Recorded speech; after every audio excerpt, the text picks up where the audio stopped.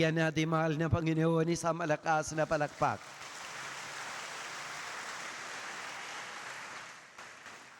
Kumpleto na po ang mga kandila sa koronang Adbiento. Si Kuya Nelson at si Ate Wanji Sanchez kasama ang kanila mga anak, nagrepresent po nila sa atin upang magsindi ng ika-4 na kandila nandyan sa koronang Adbiento. Bigyan natin sila sa Sanchez family. Isa pa malakas na palakpak. Thank you po, Kuya Nelson. Thank you po. So mga kapatid, kanina habang lakad ako pupunta sa likod para sa procession, tanong ng isang kuya, Father, ano ba ang sabihin mo mamaya sa sermon mo? Sulong padayon pa rin. Sabi ko sa kanya, opo, sulong padayon pa rin dahil ito ang utos ng ating mahal na obispo, Bishop Gaa sa amin lahat ng mga kaparian, lalo na ang mga kura paroko. Siyempre, kailangan ako maging obedient kay si Bishop. So mga kapatid, tuloy ang ating pagninilay tungkol sa itong bagay na ito ay sulong padayon. Alam natin ano ba itong sulong padayon? Ito po ay para sa synodal implementation. Ito ang propose ng mga obispo natin dito sa Pilipinas upang tayong lahat, mga kapatid, sabay-sabay po tayong paglalakbay buong bansa. Almost 80 million na Katoliko. Hindi lang po dito sa ating parokya, hindi lang po sa ating diocese, bawat diocese sa ating bansa, bawat parokya sa ating bansa, bawat kawan sa ating bansa, bawat pamilya, lalo na mga Katolikong pamilya. Sabay-sabay po tayong paglalakbay para sa itong synodal implementation na ito, itong sulong padayon. Bakit ba? Upang lahat po tayo, mga kapatid, ay pagbabago. Alam natin marami ang mga corruption sa ating bansa. No? Kung lahat po tayo, sabay-sabay po tayong ating paglalakbay, ang isipin natin lagi ang Panginoong Jesus, ang Kanyang kaharian. Hindi tayo gagawa ng mga kalokohan. No. Ang ating bansa, mga kapatid, alam natin, marami ang mga corruption na, marami mga hirap ang mga tao dahil sa corruption na ito. That is why kailangan din tayong baguhin. Kailangan tayong baguhin ang ating bansa. So mga kapatid, ano ba, paano nga mangyari matagpuan itong sulong padayon or sa itong synodal implementation na ito? Alam natin, synodality, ibig sabihin, sabay-sabay na ating paglalakbay. Bago tayo sabay-sabay na paglalakbay, mga kapatid, dapat tayo ay itong tawag natin na tinig tawag. Dapat makinig natin ang tawag ng Diyos. Tawag niya po tayong lahat. Bakit ba? Upang maupo diyan? Hindi po. Narinig natin dito sa Ebanghelyo, mga kapatid, ang anghel ng Panginoon, tawag niya si Jose. Hindi basta-basta na Jose na tawag. Tawag niya, Jose, anak ni David. Ganun din siyang tawag sa atin lahat, mga kapatid. Ang Panginoon, alam niya ang pangalan natin. Sabihin niya sa atin, halika, tumayo ka, at sama-sama ka.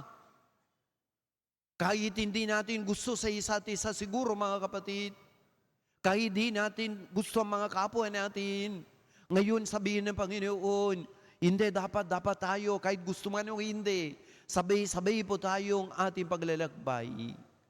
Itong Jose, mga kapatid, narinig niya ang tinig ng Panginoon.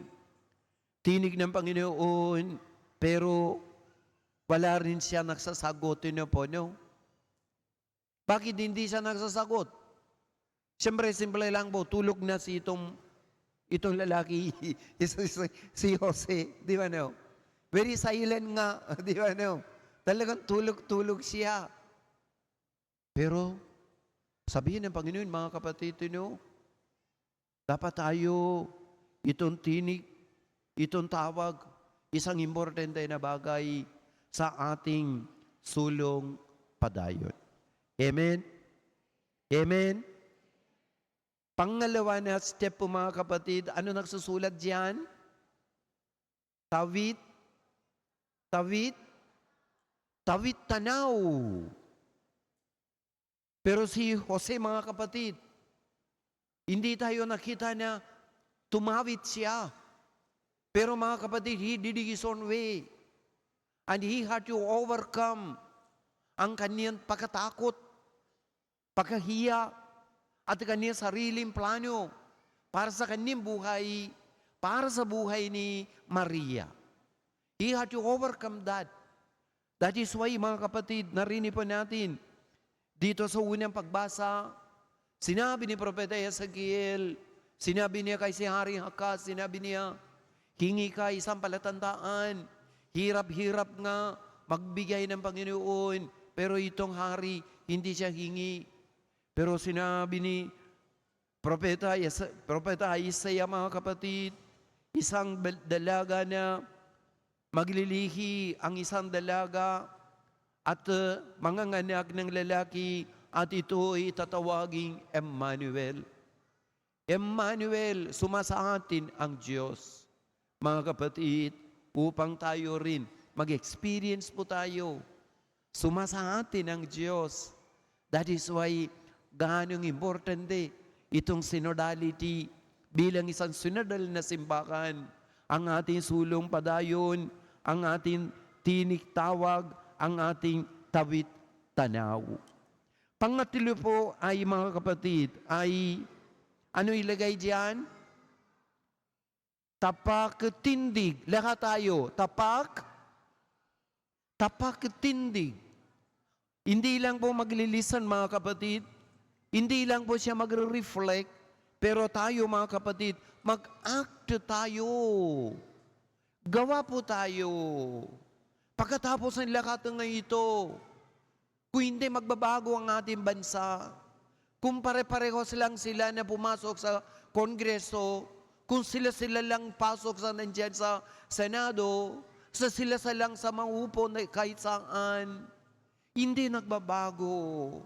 That is why sabihin ng Panginoon, we must act on it. Katulad ni Jose. Tingnan ninyo, pagkatapos ang gising ni Jose, anong ginawa niya? Sinabi niya sa sarili niya, bahala si Lord. Ganon ba ang narinig natin? Ganon ba ang sinabi ni San Mateo sa atin? Narinig natin mga kapatid dito sa Ebanghelyo, no? Mateo 1:24, sinabi niya, nang magising si Jose, sinunod niya ang utos ng anghel ng Panginoon. Pinakasalan niya si Maria.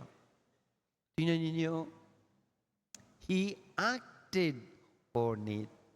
Ito rin sabihin ng Panginoon sa atin lahat.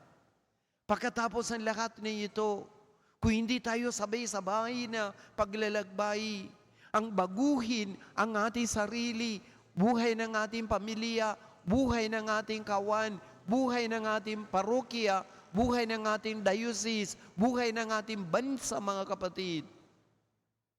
Sabihin ng Panginoon, sana gagawin ninyo itong tipan sa harapan ng aking dambana. Kapag gagawa tayo itong isang tipan, mga kapatid, no turning back, walang atrasan, puro abante na, sulong padayon na. Tagulan man, taginit man, mga kapatid, sama-sama po tayo, sabay-sabay po tayong ating paglalakbay patungong dati bagong lupa at bagong langit na pangako ng Panginoon. So mga kapatid, habang nandito po tayong lahat, let us make that a commitment, let us make that a covenant before God. isang sinodal na simbahan, ang ating sabay-sabay na paglalakbay, ang ating sulong padayon. Sulong, palapagan natin si Jesus.